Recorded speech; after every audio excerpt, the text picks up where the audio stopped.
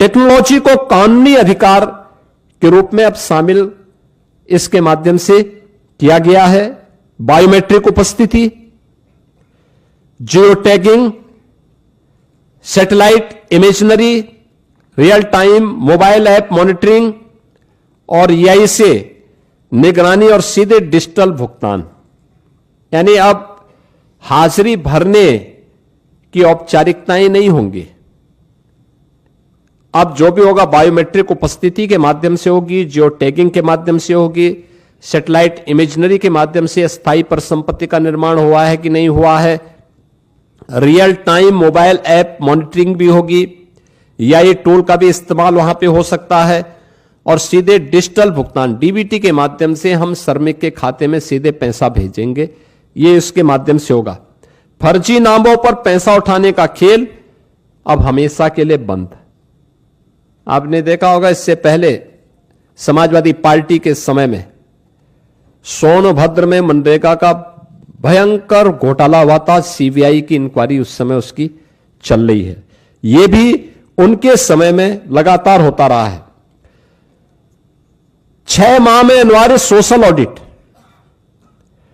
Digital और समयबद्ध बहुस्तरीय शिकायत निवारण, जिला लोकपाल की व्यवस्था और केक के मानकों के अनुरूप ऑडिट की व्यवस्था भी इसके माध्यम से रहेगी। दूसरा, वित्तीय अनुशासन के साथ साथ यह संघीय संतुलन को बनाए रखने में भी एक बेहतर योगदान ये नया अधिनियम हमें देने जा रहा है, जिसमें केंद्र राज्य की साझेदारी 60-40 की हो गई। स्पष्ट वार्षिक बजट, लेकिन काम मांग आधारित ही रहेगा, यानी काम जो मांगेगा, गांव में मांगेगा, उसके अनुरूप ही वहां पे उसको कार्य भी दिया जाएगा।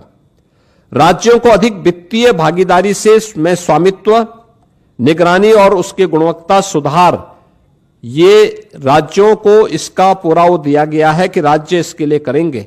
और मेरा मानना है कि कुल आवंटन में वृद्धि करके राज्यों को इस मनरेगा की तुलना में अगर इस नई स्कीम के माध्यम से आप देखेंगे तो विकसित भारत जी राम जी के माध्यम से 17,000 करोड़ रुपए अधिक धनराशि इसके माध्यम से प्राप्त हो सकती है। इसमें राज्यों को, यानी इससे पहले होता क्या था मनरेगा में, जिन राज्यों में श्रमिक कम हैं, जिन राज्यों में गरीबी कम है, उन राज्यों में पैसा ज्यादा जाता था क्योंकि फर्जी भुगतान होता था। लेकिन अब जिन राज्यों में लेबर क्लास ज्यादा है, जिन राज्यों में उन लोगों को, श्रमिकों को रोजगार की गारंटी मिलनी चाहिए, उन राज्यों को इसके माध्यम से ज्यादा कार्य मिलेगा, श्रमिकों का अधिकार बढ़ेगा, भुगतान उनका सुरक्षित होगा, किसान को समय पर भी श्रम उपलब्ध होने लगेगा।